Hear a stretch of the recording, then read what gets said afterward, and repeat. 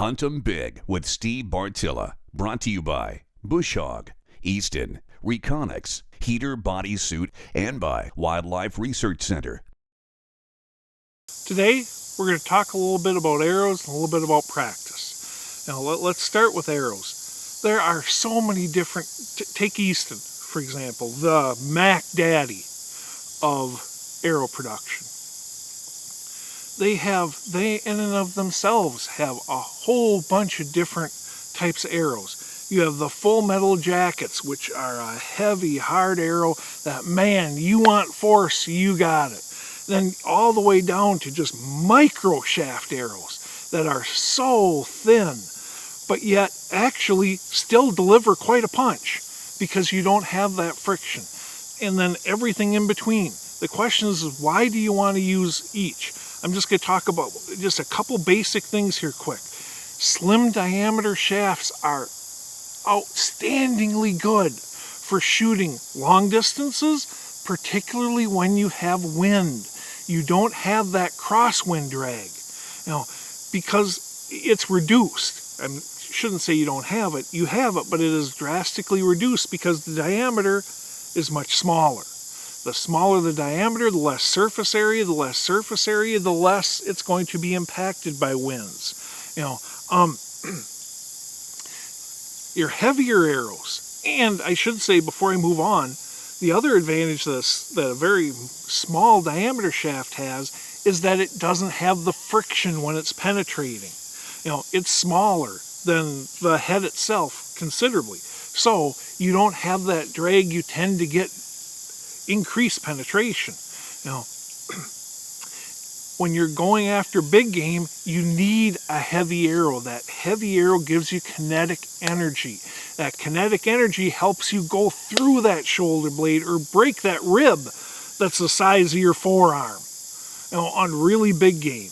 Okay, so match the arrow to the type of hunting that you're going to do, and then match the practice techniques you're going to use to the type of hunting you're going to do. If you're going to hunt out of ground blinds, practice out of ground blinds. If you don't, odds are a lot higher that you're going to hit the bottom of that window. By practicing out of ground blinds, you understand the orientation for the chair to get that shot in the area that you want it. So you can place that chair like that. You can be set up so much better when you understand what it's like to shoot out of a ground blind. Okay. If you're hunting out of tree stands, practice out of tree stands. That way you remember to bend at the waist. An Olympic archer once gave me the best shooting tip I ever had, and that's picture a straight line from your bow hand on through your release through your elbow. You keep that line straight. Now, picture an imaginary parallel line across your chest. You can twist and contort your body in any way imaginable as long as those two lines stay parallel.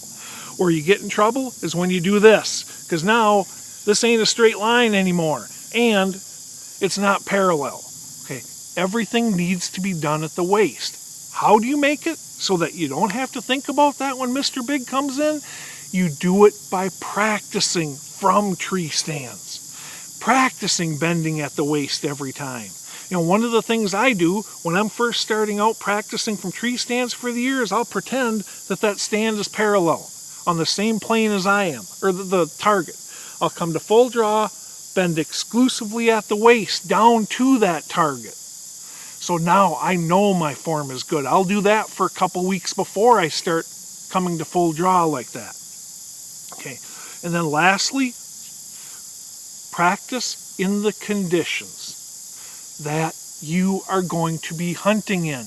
If you're going to hunt in low light conditions, practice in low light conditions. If you're ever going to hunt with a stiff breeze, practice with a stiff breeze. If you're ever going to hunt in the rain, practice in the rain. By practicing in those conditions, you can now predict how they are going to impact arrow flight. Without practicing in them, you do not know. And finally, practice long distances. No matter what your max ethical shooting range is, at least double it.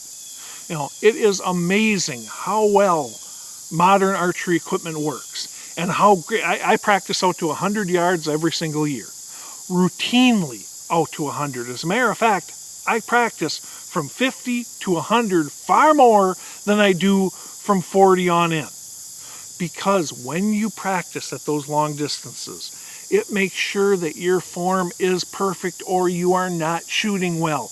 Your equipment has to be tuned or it will show up.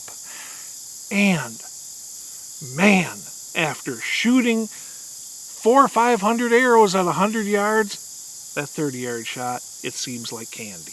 Hunt 'em Big with Steve Bartylla. Brought to you by Bush Hog, Easton, Reconyx, Heater Bodysuit, and by Wildlife Research Center. Match your arrows to the type of hunting you're going to do. You do that and you're going to get better production out of your archery gear.